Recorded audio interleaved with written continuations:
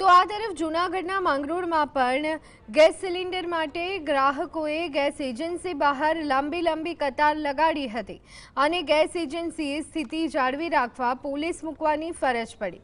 લોકો સવારે 7 વાગ્યાથી ગેસ બોટલ મેળવવા માટે લાઇનમાં ઊભા રહેતા જોવા મળે છે।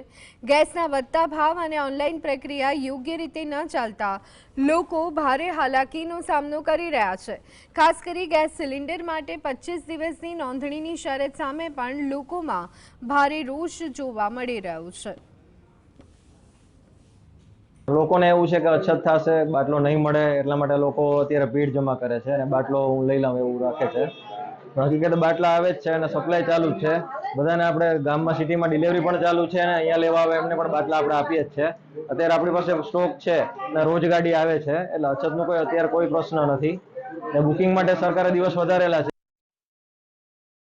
નો દોર ચાલુ છે, એમાં આજે બાટલાની અછતના લીધે લોકો ધંધાવાળા છે એ પણ દોડાદોડ કરે છે। એમને પણ એક વિશ્વાસ દેવડાવવો જોઈએ કે ભાઈ અછત નથી, બધીને પૂરતા મળી રહેશે અને આયાતનો સ્ટોક પણ વધારવો જોઈએ। અને ખાસ કરીને જે નોંધવાની પ્રક્રિયા છે એ છેલ્લા 3 દિવસથી હું બુક કરું છું પણ બાટલો બુક થતો નથી। આવી બધીની ફરિયાદો છે, એના ઉપર પણ સરકારને થોડું ધ્યાન દેવું જોઈએ।